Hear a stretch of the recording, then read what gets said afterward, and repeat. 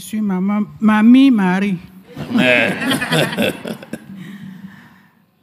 Je viens rendre grâce au Seigneur pour tout ce qu'il a fait de bien pour moi l'année dernière. Je suis camerounaise, comme vous le savez. J'ai été mariée trop tôt, à l'âge de 19-20 ans. Et mon mari m'a laissé aussi trop tôt. Il est mort quand il avait 44 ans et moi j'avais 37.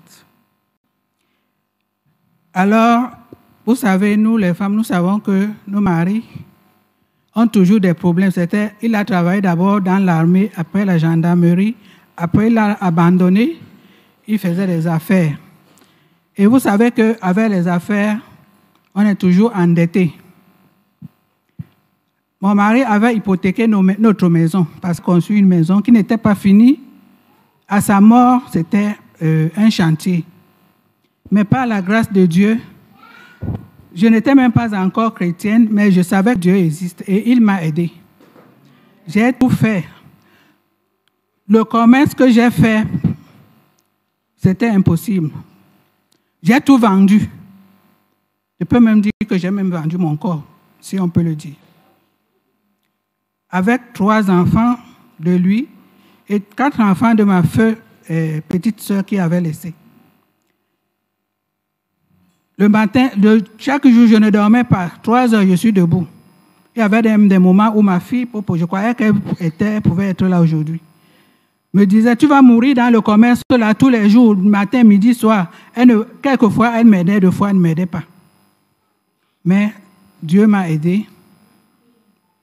Ils sont arrivés ici. C'est le premier qui est arrivé avant les deux autres. Un jour, c'est trop long, mais je vais couper court. Un jour, j'étais assise, je vois une délégation de 3 personnes. Ils viennent me dire que votre mari avait pris un crédit à la BAO, 25 millions, c'est devenu 50, c'est combien, je ne sais pas, mais c'est toi qui dois assumer. Et un jour, papa a prêché ici d'une femme qui est partie voir Élisée, je crois, parce qu'on voulait prendre ses enfants. 2 Rois chapitre 4. Voilà. Quand il parlait de ça ici, j'ai dit c'est moi. Et quand elle est partie voir Élisée, Élisée lui a demandé qu'est-ce que tu as. Elle dit elle n'a rien. Mais elle avait. Élisée lui a dit, va prendre les récipients partout, même dans le quartier, tu viens. Et elle a fait cela. Élisée, elle a eu l'huile qu'elle a remplie jusqu'à ce qu'elle demande à son fils, il n'y a plus. Ouais, emporte encore le récipient. Le fils dit non, je n'en ai plus. C'est fini. Et quand le fils a dit ça, lui s'est arrêté. Et c'est ce que moi, quand papa prêchait le jour-là, vraiment, ça m'a touché. Et ce passage, je l'ai connu depuis. Les 3 personnes sont venues me dire, tu dois payer.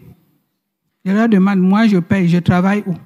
Je me débrouille avec mon haricot et le pain, la tomate, tout ce que je vois, je fais, comme les gens disent, pour nourrir mes enfants. Je ne peux pas payer. J'ai ouvert la tombe, puisque j'ai enterré mon mari sous l'escalier de la maison. Allez lui demander l'argent. Ils ont dit, non, madame, tu fais quoi, tu vas payer. J'ai dit, oh, je vais voir. Ils sont partis. Ils étaient 2 hommes et une femme. Après, la fille est revenue vers 15 heures, me dit, maman, je t'ai vu et je te vois comment tu es. Tout ce qui se passe maintenant, le recouvrement, ils ne s'amusent pas. Ils prennent les maisons, ils vendent. Voilà même en face de toi. Ils peuvent venir ici te faire sortir. Tu vas aller où? Peut-être que tu as quelqu'un d'autre ou une maison où tu vas aller. J'ai dit non, je n'en ai pas.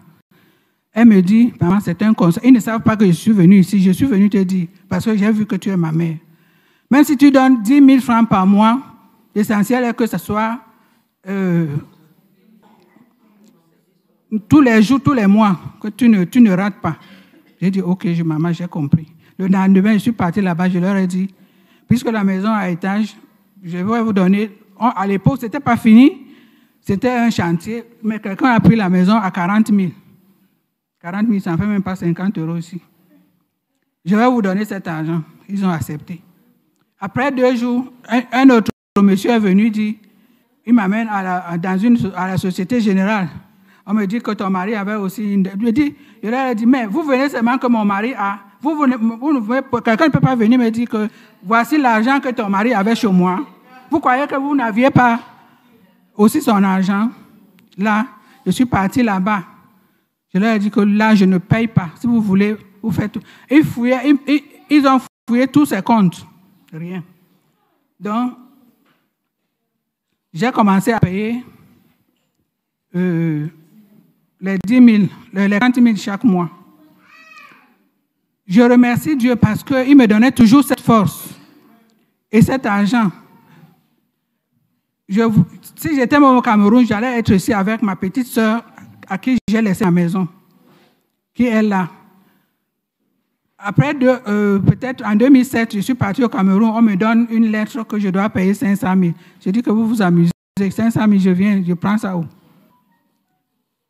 Donc, je payais.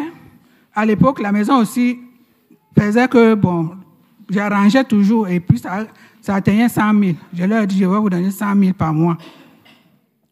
J'ai commencé, ça veut dire 150 €. Je donnais les 150 € et j'ai pris ma petite soeur, j'ai laissé là-bas. Si je n'ai pas encore, si le locataire n'est pas encore donné, elle s'efforce à payer cet argent. Dieu l'aidait toujours, on payait. Finalement, quand je suis parti il y a 2 ans, il restait 3 millions à payer sur l'argent là. Depuis 89, mon mari est mort à 89, j'ai commencé à payer 90. Et j'avais toujours mes reçus. Je rends grâce parce qu'en décembre, Dieu a permis que je termine cet argent.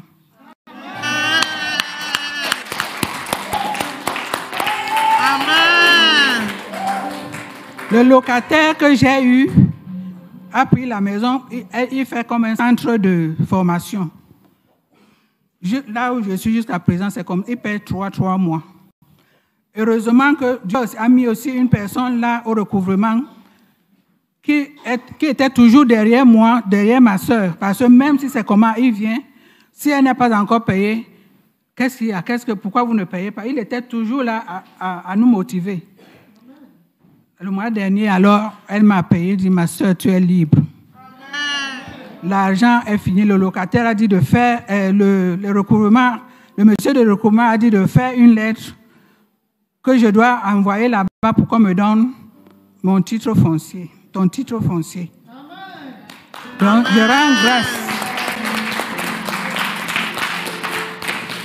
Je rends grâce au Seigneur parce que je vous dis, je n'avais personne en dehors de mon frère, Pasteur Kofi, et mon frère aîné qui est mort. Je n'avais plus personne de la famille de mon mari. C'est à part maintenant qu'ils reviennent, ils savent que je suis là. Quand vous êtes mariés, nous sommes mariés, nous les femmes, le mari meurt, c'est rare de voir même son frère venir, que voilà même 100 francs pour les enfants. Non, je me suis battue avec mes enfants, avec l'aide de Dieu.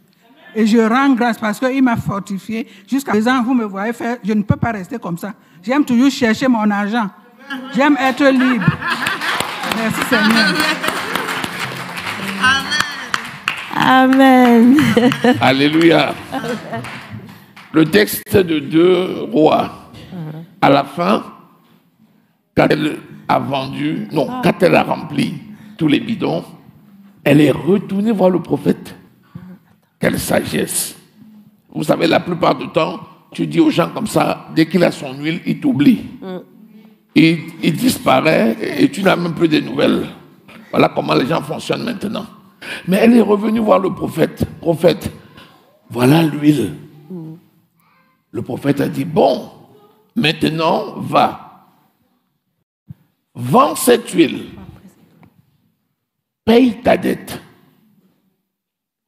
Avec ce qui te restera, tu vivras toi et tes enfants. Amen. Maman s'est acquittée de sa dette. Elle n'a pas dit, j'ai pas de dette. Elle a hérité de son mari avec le passif. Mais elle s'est tournée vers le Seigneur parce qu'elle a écouté la voix de Dieu. Et elle a dit, Seigneur. Et le Seigneur lui a dit, qu'est-ce que tu as? Et le Seigneur a fructifié le peu qu'elle avait jusqu'aujourd'hui. Elle est maintenant libre. Amen. Je vais te redire la même chose. Et c'est prophétique. Va avec le reste, les miettes qui arrivent là. Tu ne manqueras plus jamais au nom de Jésus. Amen. Amen. Tu vivras toi et tes enfants et tes petits-enfants au nom de Jésus-Christ de Nazareth.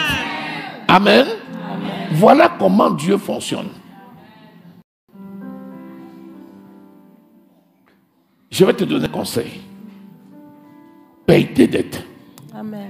Je t'assure, paye tes dettes. Quand tu prends une dette, tu ne la payes pas. Tu es lié par cette dette. Je te le dis. Tu es lié par cette dette. Après, tu t'étonnes.